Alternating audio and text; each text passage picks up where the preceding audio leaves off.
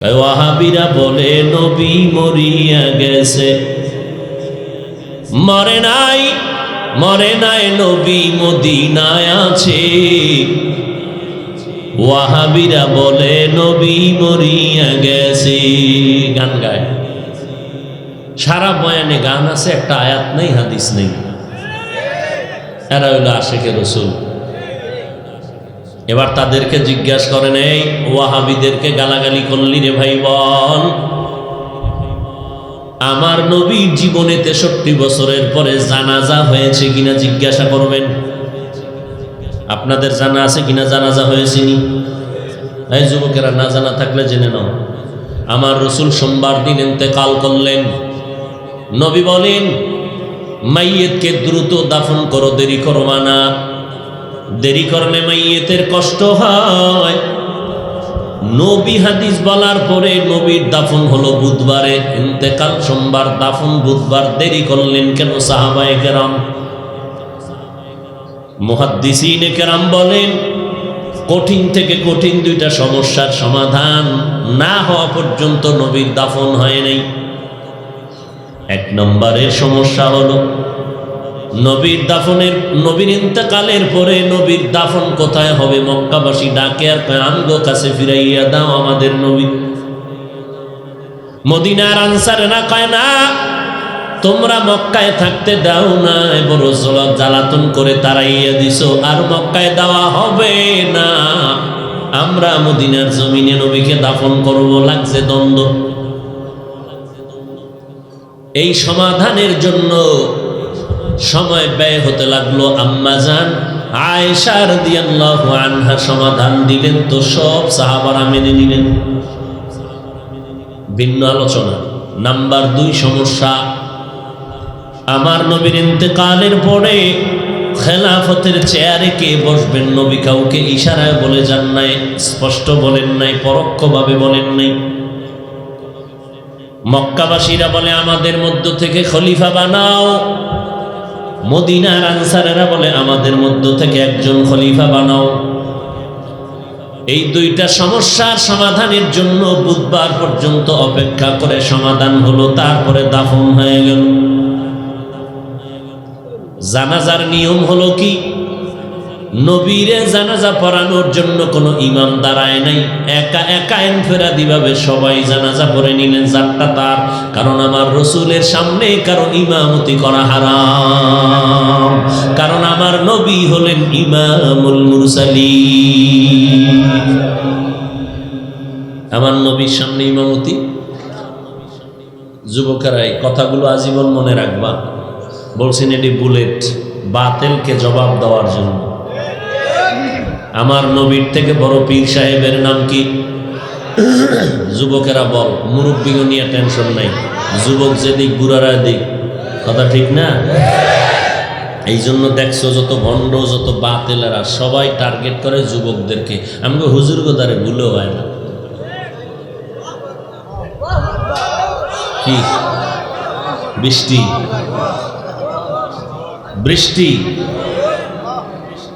এই উড়া শুরু হয়ে গেছে। আল্লাহ একটু চেষ্টা করতেছে, দেখতেছে তোদের ধৈর্যের হালাত কি।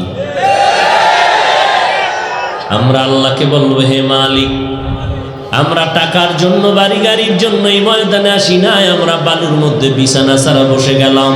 ও মাওলা, আপনার মোহাব্বত পাওয়ার জন্য, জান্নাত পাওয়ার জন্য। আপনি যদি বৃষ্টি দিয়া খুশি থাকেন, আমরা তাতেও খুশি। ইয়া ইলাহি তু মেরা মাবুদ হ্যায়, ইয়া ইলাহি তু মেরা মাশূক হ্যায়, ইয়া ইলাহি মুঝসে মুঝকো दूर कर, ताके देखो मुझ में तुझको एक नजर। আল্লাহ তাআলা বলেন, আমি বান্দাকে, আমার আপন বান্দাদের আমি পরীক্ষা করতে চাই। এই পরীক্ষায় যদি বান্দা পাস করতে চাও, ধৈর্য ধারণ কর, আমি আল্লাহ পাস করায় দিব। আল্লাহ আমাদেরকে হেফাজত করেন। এ দয়ার মালিক, আজ এই ময়দান ময়দানের ভেতরে আপনার গোলাম কোরআনের বয়ান, নবীর আদর্শের জিন্দেগির বয়ান শোনার জন্য আসছে রে আল্লাহ। ও দয়ার মালিক, আপনার মোহাব্বতের বান্দাদেরকে কুদরতের হাতে কবুল করে নেন। সাবিরিন শাকিরিনদের অন্তর্ভুক্ত বানায় দেন। এই রবিউল আউয়ালের বরকতে, কোরআনের এই মাহফিলের বরকতে, নবীজির মোহাব্বতে আমাদের বয়ান করার মতো, শোনার মতো কুদরতি ব্যবস্থা করে দেন, বলেন আমিন। নবীজি দুনিয়াতে আসছেন, এটাকে বলে মিলাদুন নবী। নবী দুনিয়ার থেকে বিদায় নিচ্ছেন, এটাকে বলে ওয়াফাতুন নবী। মাঝখানের সময়টাকে বলে সিরাতুন নবী। মিলাদুন নবী অর্থ হলো আমাদের সুপরিচিত নবীজির জন্ম মোবারক। ওয়াফাতুন নবী অর্থ হলো আমাদের সুপরিচিত নবীজির ইন্তেকাল। মাঝখানে 63 বছরের সময়কে বলে সিরাতুন নবী।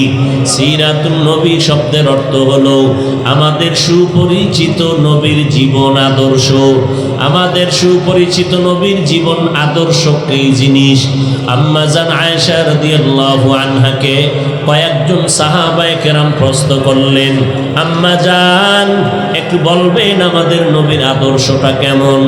আম্মা জান আয়েশা সাহাবায়ে কেরামদেরকে পাল্টা প্রশ্ন করলেন, আফাতাকরাউনাল কুরআন, সাহাবায়ে কেরাম আপনারা কি কোরআন শরীফের তেলাওয়াত করেন না? ক্বালু বালা, সাহাবায়ে কেরাম বললেন, আম্মা জান আমরা কোরআনুল কারীম তেলাওয়াত করি। আল্লাহর নবীর স্ত্রী আম্মা জান আয়েশা রাদিয়াল্লাহু তাআলা আনহা বললেন, কানা খুলুকুহুল কুরআন, কোরআন শরীফ যা মদিনাওয়ালা নবীর আদর্শই হলো তা। ইমামুল আউয়ালিন আল আখিরিন বহরে সদকা রহমাতাল লিল আলামিন সাইয়্যিদুল কাউনাইন খাতমুল মুরসালিন আখির আমদ বুদে ফখরুল আউয়ালিন শুদ্ধ ওজুদাস রহমাতাল লিল আলামিন মসজিদে উশুদ হামারো এ জমিন। আল্লাহ পাক রব্বুল আলামিন আমার নবীর আদর্শ বানায় দিলেন কোরআন। অতএব সিরাতুন নবী হলো আমার নবীর আদর্শ মানি কোরআন। আমার নবীর আদর্শ সিরাত মানি নামাজ। আমার নবীর আদর্শ সিরাত মানি রোজা রাখা।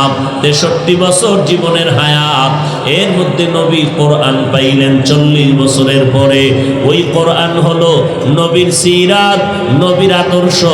ও দুনিয়ার মানুষ পয়গম্বর বলেন, ক্বালান নবী সাল্লাল্লাহু আলাইহি ওয়া আলিহি ওয়া সাল্লাম, তারাকতু ফীকুম আমরাইন লান তাদিল্লু মা তামাসসাকতুম বিহিমা কিতাবাল্লাহি ওয়া সুন্নাত রাসূলি। ও দুনিয়ার উম্মতেরা, আমি মুহাম্মদ 63 বছরের হায়াতের সীমানায় দুনিয়ার থেকে বিদায় নিতেছি। কবরে রওজা মোবারকে জিন্দা হইয়া উম্মতের খবর ফেরেশতার মাধ্যমে আমি পয়গম্বরের কাছে পৌঁছানো হবে। আমি নবী বিদায় বেলা উম্মতের 2টা জিনিস হাদিয়া দিয়ে গেলাম। ওই 2টা জিনিস যদি আঁকড়ে ধরো, কোনোদিন তোমাদেরকে বিপদ গ্রাস করতে পারবে না, তোমাদের ঈমান নষ্ট হবে না। 2টা জিনিস তোমরা আঁকড়াইয়া ধরো। 1 নাম্বার কিতাব আল্লাহ, দ্বিতীয় হলো আমি পয়গম্বরের সুন্নাত। 1 নাম্বার কোরআন, 2 নাম্বারে হলো আমি নবীর সুন্নতের আঁকড়াইয়া ধরো।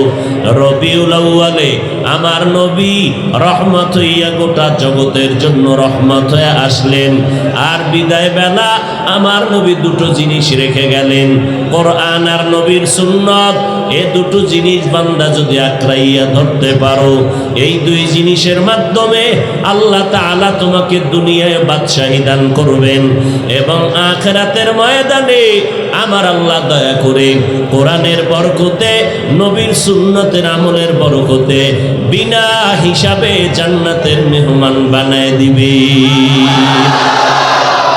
আতিনা ফি দারে দুনিয়া حسن آتنا في دار عقبانا حسن يا غياث المستغيثين اهدنا لا افتخار بالعلوم والغنى ہر گوری دینے کو تو تیار ہے جو نہ مانگے اس سے تو بیزار ہے এরে নবীর উম্মত আশিকের দল আল্লাহর নবী দুটো জিনিস আমাদের মাঝে রেখে গেলেন এক আল্লাহর কোরআনটা ধরে রাখ দ্বিতীয় পয়গম্বরের সুন্নতের আদর্শটা ধরে রাখো ওই সুন্নতের আদর্শ আর কোরআন তোমরা যদি শিখতে চাও জানতে চাও জাননেওয়ালাদের কাছে যাও জাননেওয়ালা কারা এই জমিনের মধ্যে একমাত্র উলামায়ে আহলে হক এদের সংস্পর্শে গিয়া বান্দা তোমাদের কোরআনের মাধ্যমে সুন্নতের মাধ্যমে নিজেদের আমলগুলো সুন্দর করার চেষ্টা করো অল্প আমল নিয়েও যদি ইখলাসের সাথে রব্বে কারীমের কাছে হাজিরা দাও আল্লাহ পাক রব্বুল আলামিন এই কোরআনের আমলের বরকতে সুন্নতের বরকতে আল্লাহ পাক কবরকেও জান্নাতের বাগান বানায় দিবেন ওই এলাকার মুসলমান ও বৃদ্ধ বাবাজি পর্দার আড়ালের মা যুবকেরা আল্লাহর কাছে দোয়া করি ও দয়ার মালিক এই রবিউল আউয়ালে আমরা এখানে হাজির হয়েছি জীবনে শয়তানের ধোকায় পড়ে কত অপরাধ করেছি রে আল্লাহ আজ এই বরকতের মাস রবিউল আউয়াল আমার নবীর আগমনের মাস আমার নবীর বিদায়ের মাস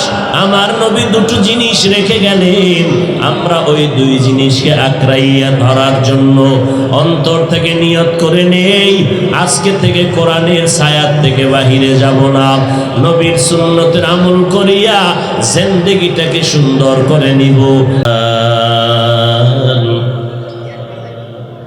وفضل زمانا على زمان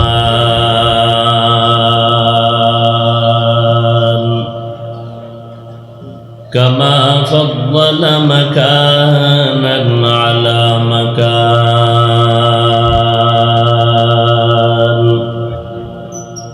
وإنسانا على إنسان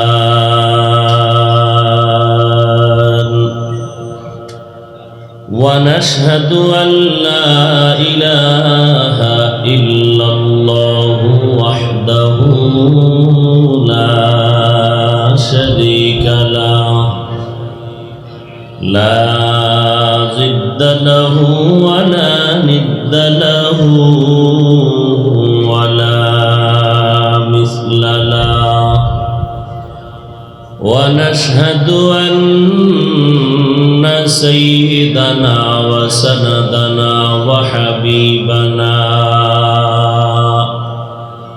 وحبيب ربنا وطبيبنا وطبيب قلوبنا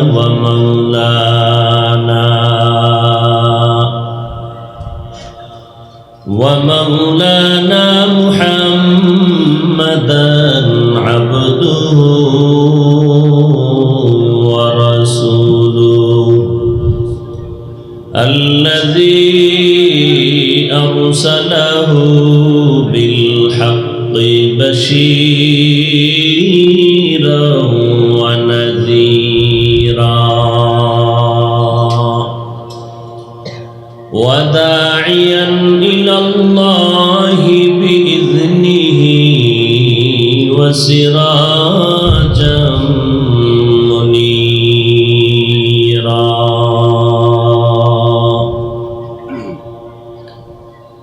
اللهم صل على محمد النبي الأمي وعلى آله وسلم تسليما وبعد فأعوذ بالله من الشيطان الرجيم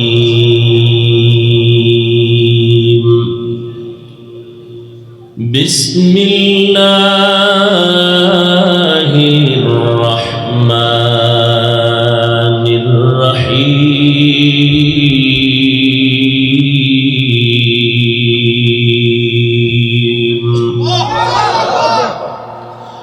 وما أرسلناك إلا رحمة للعالمين.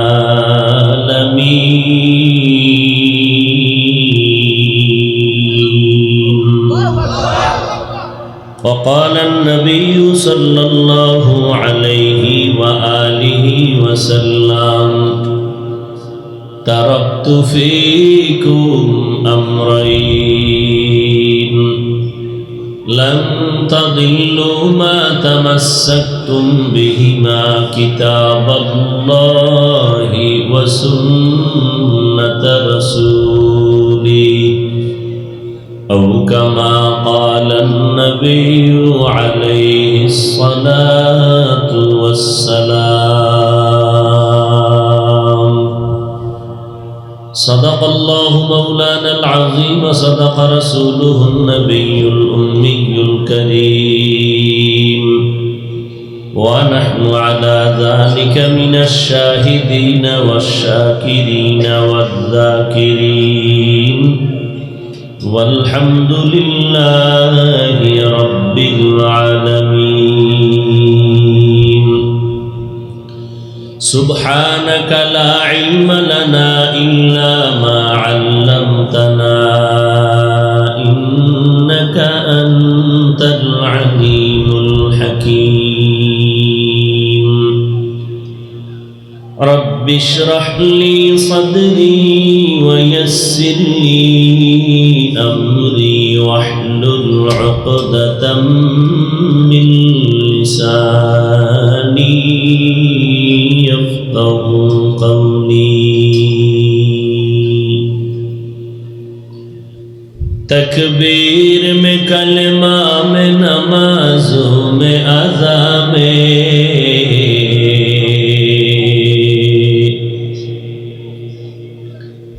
تکبیر میں کلمہ میں نمازوں میں اذا میں ہے نام الہی سے ملا نام محمد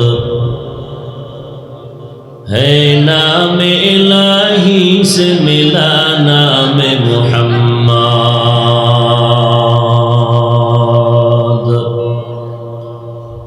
فرماتے ہیں آدم کو مجھے خلد تری میں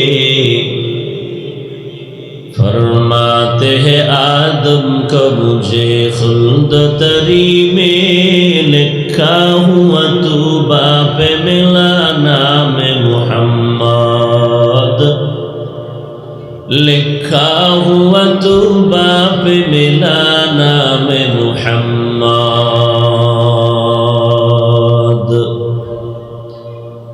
ہے میم میں محبوب یہ مطلب کا اشارہ ہے میم میں محبوب یہ مطلب کا اشارہ پھر کیوں نہ ہو محبوب خدا نام محمد پھر کیوں نہ ہو محبوب خدا نام محمد.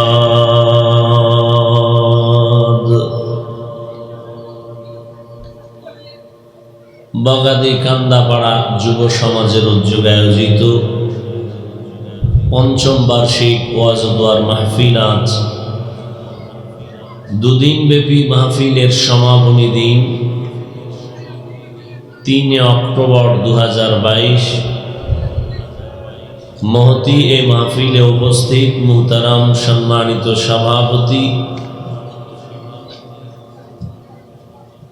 আলহাজ আবু তালেব মোল্লা চেয়ারম্যান সাহেব প্রধান অতিথি আলহাজ নজরুল ইসলাম বাবু মাননীয় সংসদ সদস্য আপনাদের প্রিয় মানুষ আপনাদের মাটির গর্ব এমপি মহোদয় অন্যান্য অতিথিবৃন্দ, হযরতে উলামায়ে কেরাম, বিভিন্ন জায়গা থেকে আগত আল্লাহ পাকের আশিকিন, জাকিরিন, শাকিরিন, মুহিব্বিন, মুরব্বিয়ান এজাম, কলিজার টুকরা আমার সমবয়সী যুবক বন্ধুগণ, স্নেহের ছোট ভাই, পর্দার আড়ালে মা বোনেরা, আল্লাহ পাক রব্বুল আলামিনের দরবারে লাখো কোটি শুকর ও সুজুদ, যে মহান রব্বুল আলামিন এই ফিতনার জামানায় কোরআন ও সুন্নাহর ভিত্তিতে সহি তরিকায় কিছু কথা বলার জন্য, শুনবার জন্য হাজারো লাখো মানুষের মধ্য থেকে বাছাই করে আমাদেরকে আসা বসার তৌফিক দান করেছেন।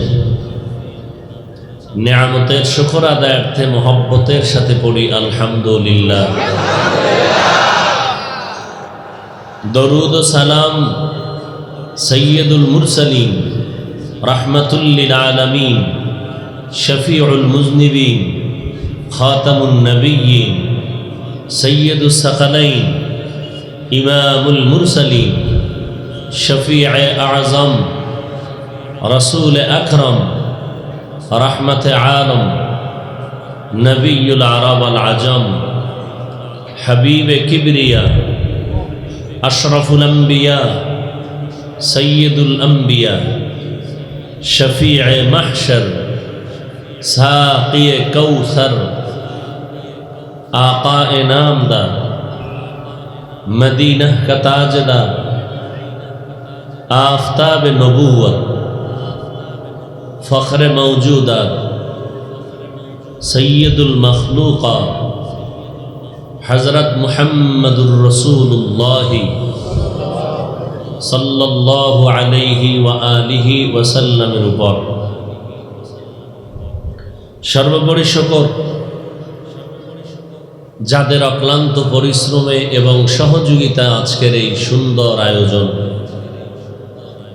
সময় পরামর্শ অর্থ দিয়ে দোয়া করে উপস্থিত হয়ে মাইক লাইট প্যান্ডেলের ব্যবস্থাপনার মাধ্যমে সহযোগিতার হাত যারা বাড়িয়েছেন, এলাকার যুবক, বৃদ্ধ, ব্যবসায়ী, শ্রমিক, চাকুরিজীবী, বিভিন্ন শ্রেণী পেশার মানুষ, জনপ্রতিনিধি, প্রশাসন, উলামায়ে হযরত, আইম্মায়ে মাসাজিদ, প্রত্যেককেই আল্লাহ রাব্বুল আলামিন এ খিদমতের বরকতে দুনিয়াতে শান্তি, পরকালে চিরমুক্তির ব্যবস্থা করে দিন। এই মাহফিলের বরকতে পুরা অঞ্চলে, এলাকার সমস্ত কবরওয়ালাদের আযাবকে আল্লাহ মাফ করে দিন। যারা দেশের জন্য, যারা দ্বীনের জন্য অকাতরে জীবনকে বিলিয়ে দিয়েছেন, আল্লাহ তাদেরকে জান্নাত দান করুন। এখনো যারা দেশের স্বার্থে, দ্বীনের স্বার্থে পরিশ্রম করে যাচ্ছেন, উলামায়ে কেরাম, জাতির রাহবার, মুরব্বী, ন্যায়পরায়ণ মানুষ, সত্য প্রতিষ্ঠার ক্ষেত্রে নির্ভীক, আল্লাহ পাক হেফাজতের সাথে দীর্ঘ নেক হায়াত দান করুন।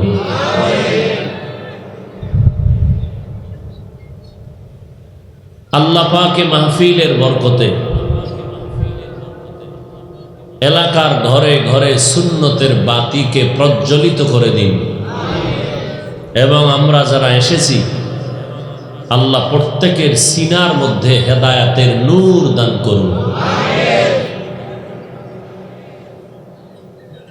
দীর্ঘ সময় হযরতে উলামায়ে কেরামের পবিত্র জবানে আপনারা দিক নির্দেশনামূলক আলোচনা শ্রবণ করতেছিলেন। পরিশেষে আমি আপনাদের দোয়া নেওয়ার আশায় সংক্ষিপ্ত কিছু আলোচনা করার নিয়তে কোরআনে হাকিমের এক টুকরো আয়াতে কারিমা তিলাওয়াত করেছি রাসূল আরবি সাল্লাল্লাহু আলাইহি ওয়া আলিহি ওয়াসাল্লামের অসংখ্য অগণিত অমীয় বাণী হাদিস শরীফের মধ্য থেকে একটি হাদিস পড়েছি। আয়াত ও হাদিসের আলোকে ইখলাস ও রুহানিয়তের সমন্বয় কিছু কথা বলার মতো, শুনবার মতো রব্বুল আলামিন আমাকে আপনাদের সবাইকে হিম্মত, ধৈর্য, তৌফিক দান করুন, আমিন। এমন যেন না হয় সারাদিন বৃষ্টি নাকি এলাকায়, ময়দানে বালু ভরাট করা হয়েছে আপনাদের বসার সুবিধার্থে। সবকিছু আমার মাওলা পাকের মর্জি।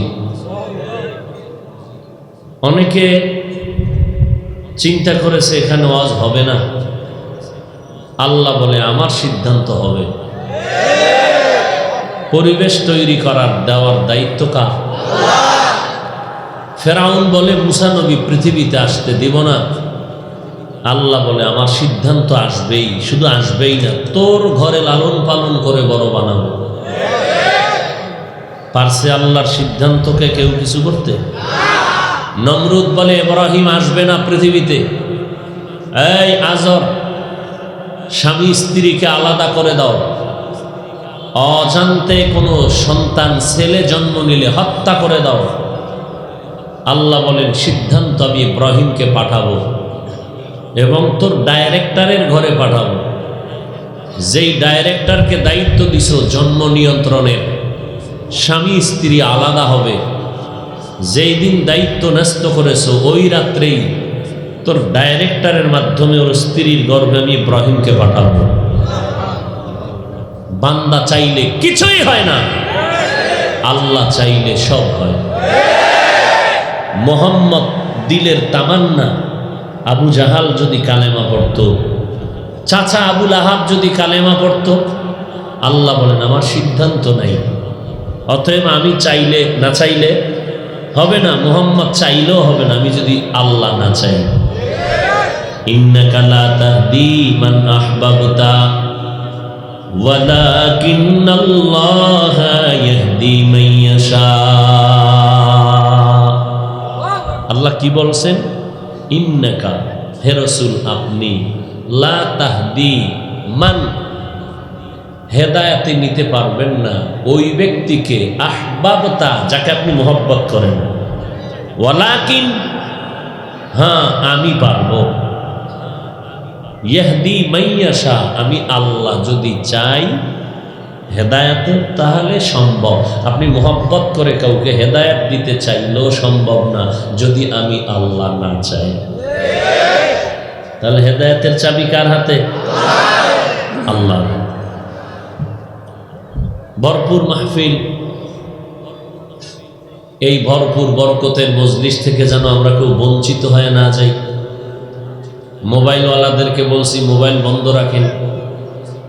ভাই আমি কথা বলতেছি না, বাঙালির একটা স্বভাব, একটু আওয়াজ না দিলে আর মাতবরিটা থাকে না। এই ঠিকের মধ্যেও তো আপনাদের অহংকার ঢুকানো, এটার ভিতরেও তো ইখলাস নাই, বিনয় নাই, আদব নাই। একটা মানুষের সব থেকে বড় পুঁজির নাম আদব। ভালো করে খেয়াল রাখবেন, মরে গেলেও যেন কথাগুলো ভুলে না যান। মানুষের সৃষ্টির শ্রেষ্ঠ গুণ আদব। একটা লোক একেবারে চূড়ান্ত মূর্খ, কোনো লেখাপড়া জানে না, দস্তখত দিতে গেলে কলম ভেঙে ফেলে, কিন্তু লোকটা বিনয়ী, খুব নরম, নম্র, ভদ্র, কথা বলে খুব মাথা নত করে, প্রত্যেকটা মানুষ তাকে মহব্বত করে। আর লোকটা বড় শিক্ষিত, কিন্তু কথার ব্যালেন্স নেই। বাবার সাথে কি বলবে, মুরব্বীদের সাথে কি বলবে, জাগাত গরম হয়ে যায়, মুখে যা আসে তাই বলে। একটা মানুষও, ও যত বড় শিক্ষিত হোক, কারো অন্তরের প্রতি মহব্বত নেই।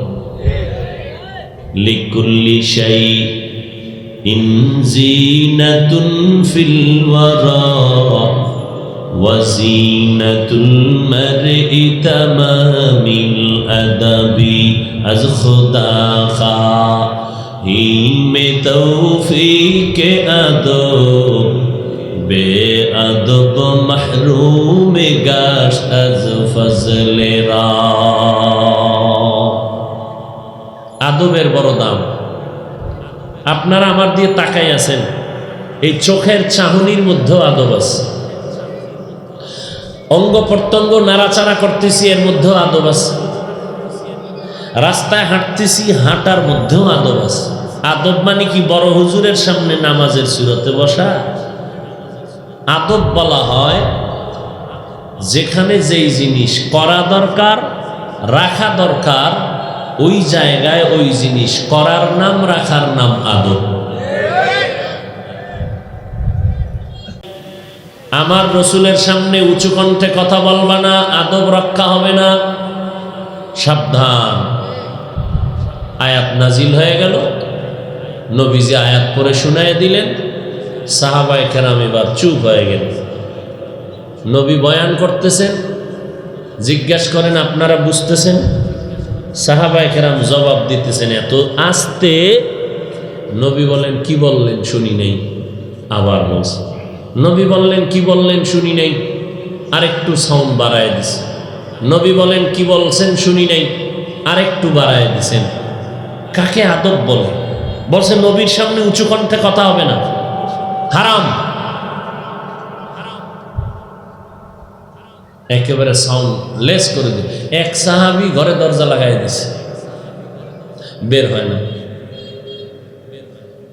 নবীজি বললেন অমুক সাহাবী কই? নবী তারে দেখি না, খোঁজ নিয়ে দেখো কোথায়। ঘরের মধ্যে আটকায় বসে আছে, বের হয় না। খবর পাঠাইলেন, উল্লেখযোগ্য সাহাবী গেলেন, কি ভাই আপনি আসেন না কেন? নবী আপনাকে তালাশ করতেছেন। হয় না, আমি ভয়ে আছি, বেদবি হবে, কারণ আমার গলার আওয়াজ এমনিই বড়। গলার আওয়াজ মনে হয় আল্লাহ আয়াতটা আমার জন্য নাজিল করছে। আমি ঘর আটকায় দিছি, আমি বের হব না। যদি বেদবি হয় তাহলে মুহাম্মদের সাথে বেয়াদবি মানে জাহান্নামী।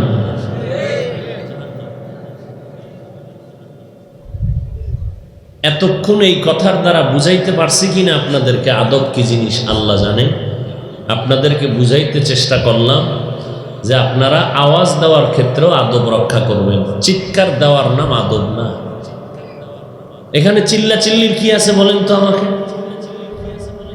যে কোথাও শত্রু আসতেছে, এলাকায় চোর ঢুকছে, ডাকাত ঢুকছে, সবাই চিৎকার দেয় চোর করে। এখানে এই কোনো সম্ভাবনা আছে?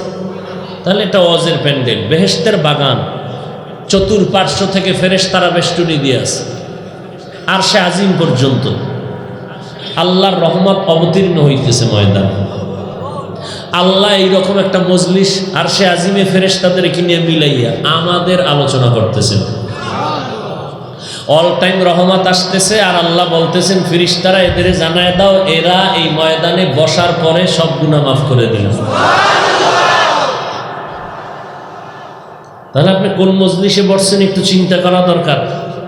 মানুষ বাইরে বইয়া বাজে কথা কয়, মসজিদে ঢুকতে একটু চিন্তা করে না? ভিতরে ঢুকা কেউ যদি জোরে খায়, চুপ চুপ, এটা কি মসজিদ? তাহলে এটা তো বেহেশতের বাগান। আপনার আদব কই? বসার আদব কোথায়? জবানের আওয়াজের আদব কোথায়? আমরা জানি না, জানার জন্য প্যান্ডেলে বসছি। জানবো, ইনশাআল্লাহ আমল করব। আল্লাহ আমাদের সবাইকে, আমাকে, আপনাদেরকে আমলের তৌফিক দান করুন। রাগ করলেন? চিল্লাইবেন না। আমি চিল্লানো ওয়াজ করি না, নরম নরম কথা কই, কারণ নরম কথা কলবে ঢুকে বেশি। এরম নরম কথা কলবে ঢুকলে এটার অ্যাকশন বেশি হয়। একটা মানুষকে কানে ধরে যদি কই নামাজ পড়, ও জীবনে পড়বে না, আমার উপরে খেপবে যে তোরেও পড়তে দেব। তাহলে কি করা যায়? এমন বয়ান দাও নরম ভাষায় যে তার কলবটা যখন তৈরি হবে তখন সে আমার থেকে নামাজের জন্য এগ্রি হয়ে যাবে, আরো পাগল হয়ে যাবে। এজন্য রসুলের 13 বছরের আদর্শ মক্কা নরম বয়ান। আর আমার রসুল পৃথিবীতে আসছেন কেন? আল্লাহ বলেন, ওয়ামা আরসালনাকা ইল্লা রাহমাতাল লিল আলামিন।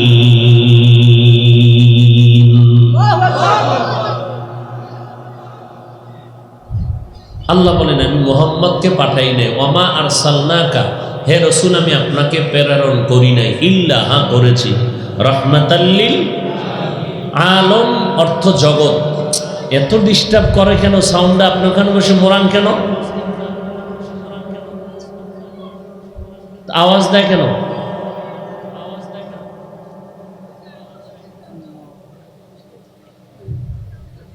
আলম মানি জগৎ, এর বহু বচন আলামিন, জগৎ সমূহের জন্য রহমত।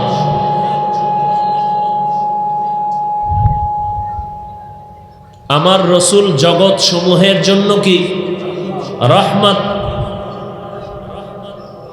জগৎ সমূহ বলতে কি? রুহের জগৎ,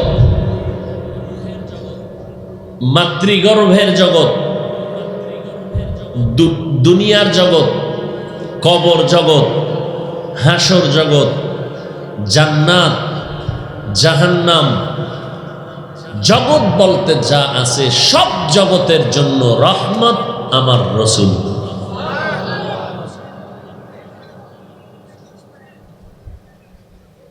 নবী বলেন, আমি রহমতের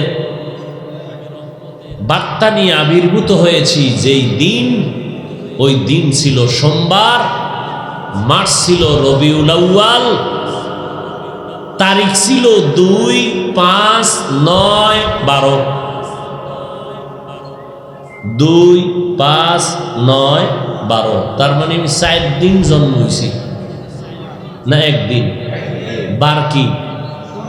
এই যুবকেরা, এখন যেই কথাগুলো বলবো এটি এক একটা বুলেট ভণ্ড বাতিলের জন্য। এটি মুখস্থ কর, মোকাবেলা করতে হবে। আমি আজকে খানা খাইতেছি, চিন্তা করলাম যে এই বাংলাদেশে বোধহয় ইসলাম কায়েম হবে না।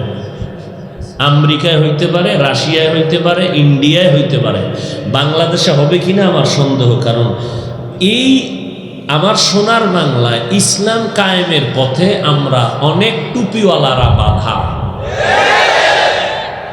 আওয়ামী লীগের জন্য না, কিন্তু বিএনপির জন্য না, বরং বহু আওয়ামী লীগওয়ালারা মাদ্রাসা মসজিদে টাকা পয়সা দান করে। বহুত বিএনপিওয়ালারা মাদ্রাসা মসজিদে টাকা পয়সা দান করে।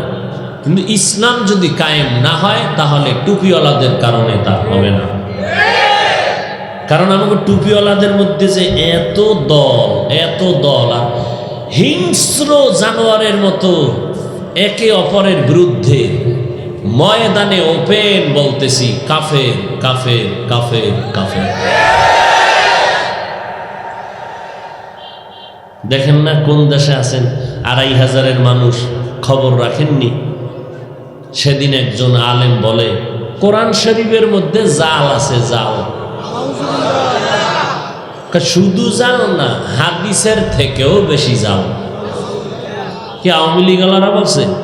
আরে টুপিওয়ালা, আরে আমার মতো লুঙ্গি ভরা মোল্লা না, ডক্টর ওয়ালা বক্তা। আর এক বক্তায় কয় নবীরাও ভুল করেছেন, আল্লাহ করাইছেন।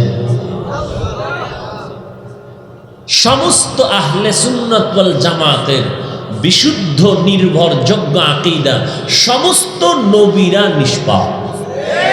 সমস্ত নবীরা নিষ্পাপ। আপনারা যুবকেরা কি বলেন? নবীদেরকে নিষ্পাপ মানেন তো? তাহলে যেই বক্তা বলবে নবী ভুল করেছেন, নবীরা অন্যায় করেছেন, আল্লাহ করাইছেন, তাহলে কি বক্তার কথা সত্য? হ্যাঁ, তাহলে বুঝতে হবে ওই বক্তা হলো আহলে বাতিল, ভণ্ড। এবার বলবেন হাফিজ ভাই, হিংসার ডেফিনেশন কি ভালো করে বুঝেন। আমার রসুল বাতিলের বিরুদ্ধে কথা বলেছেন কিনা? বাতিলের বিরুদ্ধে কথা বলা ঈমান, এটা হিংসা নয়। বলবেন হাফিজ ভাই গীবত, হ্যাঁ, আমরা যে ওয়াজের প্যান্ডেলে ভণ্ডদের বিরুদ্ধে বয়ান করি, এটা গীবত হলেও সওয়াব। এই গীবত করলে কি আছে? কেন সওয়াব? আমার উদ্দেশ্য কোনো ব্যক্তিকে আক্রমণ নয়, আমার উদ্দেশ্য ২৫০০ মুসলমানকে ভণ্ডদের আক্রমণ থেকে ঈমান বাঁচানো। তাহলে আমার উদ্দেশ্য যেহেতু ভালো, এই গীবত করলে কি আছে? বলবেন হাফিজ ভাই আপনি কই পাইলেন? দলিলটা নিয়ে নেন। ওয়াইলুল লিকুল্লি হুমাযাতিল লুমাযা আল্লাযী জামাআ মালান ওয়া আদ্দাদা। আসেনি? বলবেন হাফিজ ভাই আরবি টারবি আমরা বুঝি না, কি করি? আর কেনার মতো টাকাও নাই। সুবর্ণ সুযোগ, হেলায় হারাবেন না। মোবাইলটা ওপেন করে লিখবেন বাংলা কোরআন, সার্চ দিবেন, ডাউনলোড করবেন। ওয়াইলুল্লি সূরাটা ৩০তম পারার মধ্যে খুঁজে বের করে টাচ করবেন। পুরা আয়াত তরজমা তাফসির বাংলায় আসবে। ওখানে সব লেখা আছে গীবত করা হারাম, ৪ কারণে গীবত করা ওয়াজিব, না করলে গুনাহ হবে। বাস, এখন কি মুখে উঠাই দিতাম? এত ঠেকা ঠেকি নেই। আল্লাহ হেদায়াত দান করুন। হ্যাঁ, নবী কি বলে গেলেন খুব খেয়াল করবেন। আমি রসুল পৃথিবীতে আগমন হয়েছি রবিউল আউয়ালে, বার ছিল সোমবার, তারিখ ছিল 4টা, 2, 5, 9, 12।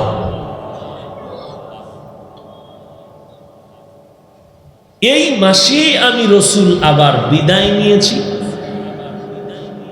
তাহলে যেই মাসে আসছেন ওই মাসেই বিদায়, মাঝখানে সময় কাটলো কত? যুবকেরা কথা কম। এইবার শোন, নবী বলেন আমি যে পৃথিবীতে এসেছি মা আমেনার গর্ভ থেকে, এই আশাটাকে বলে মিলাদুন নবী। কি বলে? মিলাদুন নবী। আমি যে এই মাসে বিদায় নিয়েছি রবিউল আউয়ালের 12 তারিখ, দিন ছিল সোমবার। কি বার? সোমবার। তাহলে আসা যাওয়ার দিন এক, আসা যাওয়ার তারিখ, যাওয়ারটা এক, আসারটা বিরোধ আছে। যাওয়ার তারিখ 12, আসার তারিখে মত আছে 4টা, 2, 5, 9, 12।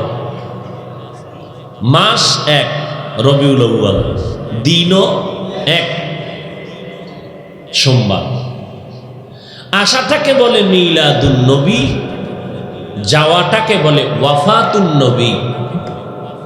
মাঝখানে সময় কত ভাই? 63 বছরের ইতিহাসকে বলে সিরাতুন নবী। খেয়াল করছো যুবকেরা? ওদিক কি আবার? ওদিক কি সাথে ওয়াজ হইতেছি নি আলাদা? তা হেদিকে কি? এই আবেগ, আমি তো চিন্তা করি আবেগে কোন দিন যেন আমার ওয়াজ বন্ধ হয়ে যায়। কারণ ওখানে তো একটাও ভালো মানুষ ওঠে নেই, সব শয়তানের শিক্ষকরা ওখানে গিয়ে বসে, হাতের মধ্যে মোবাইল।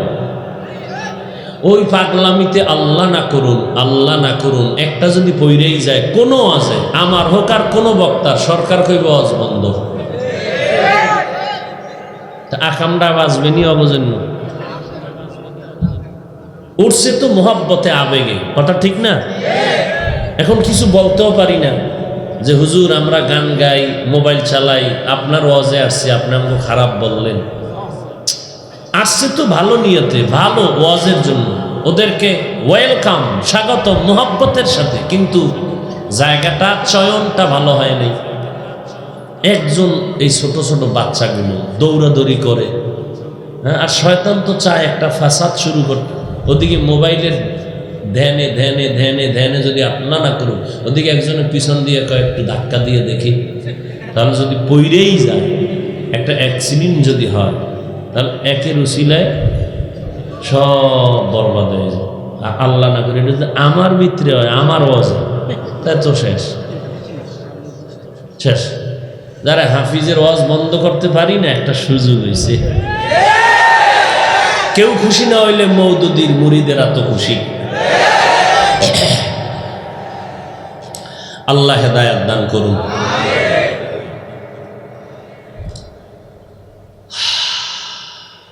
আল্লাহ ওদেরকে হেফাজত করেন। এই তোরা দোয়া ইউজ করবো, শয়তান যেন না। আর এত কাছে আইছে, আবার দোতলা একজন বইছে, হ্যাঁ উপরে আরো তিনজন।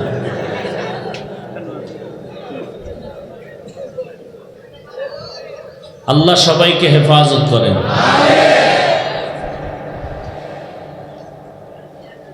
হ্যাঁ, জরুরি কথা শেষ করতে পারবো কিনা জানি না। রসুল পৃথিবীতে আসছেন, এটাকে বলে মিলাদুন নবী। রসুল এই মাসে বিদায় নিয়েছেন, বিদায়টাকে বলে ওয়াফাতুন নবী। মাঝখানের 63 বছরকে কি বলে বলুন? এবার ভেঙ্গে ভেঙ্গে অর্থ বলি। মিলাদ শব্দের অর্থ জন্ম মোবারক। নবী শব্দটা অনির্দিষ্ট, যে কোনো নবীকে নবী বলে, কিন্তু আন-নবী শব্দটা নির্দিষ্ট, অর্থ হলো সুপরিচিত নবী। তাহলে মিলাদ আর আন-নবী দুইটা শব্দ সংযুক্ত করলে হবে মিলাদুন নবী। যেমন বিদ্যা একটা কি বলে শব্দ, আলো একটা শব্দ, দুই শব্দ সংযুক্ত হলে কি হবে? যুবকেরা ঘুমাও, কি হবে?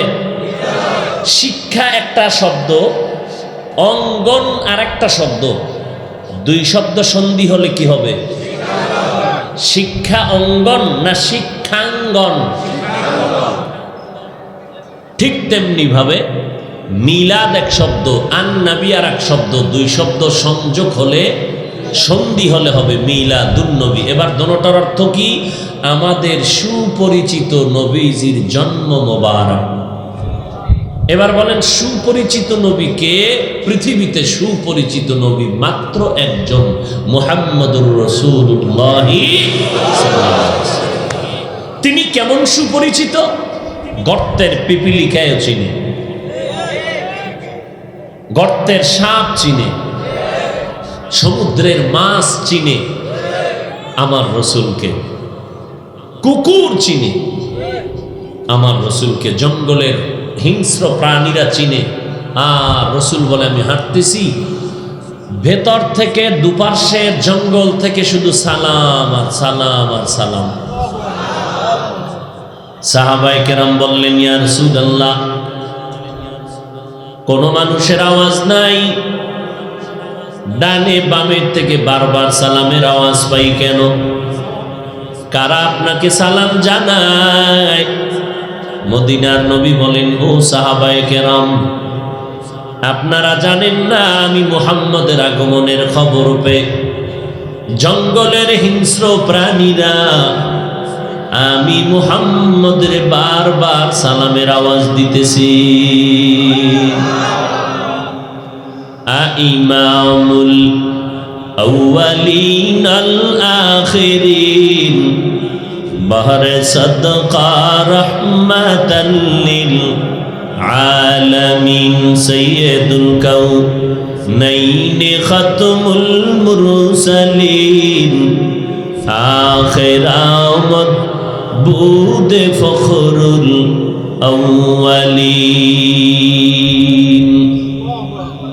নবীরে জঙ্গলের প্রাণীরা সালাম জানায়, তাহলে সুপরিচিত নবী মাত্র একজন, তিনি কে? রহমাতুল লিল আলামিন। মিলাদুন নবী অর্থ রহমাতুল লিল আলামিন, তথা আমাদের সুপরিচিত নবীজির জন্ম মোবারক। ওয়াফাতুন নবী অর্থ আমাদের সুপরিচিত নবীজির ইন্তেকাল। ভণ্ড বেদাতীরা ওয়াফাতুন নবী মানতে চায় না, ভণ্ডরা বলে নবী কখনো মরে নাই। এরা আবার গান বানাইছে, বাংলায় ছন্দ গায়।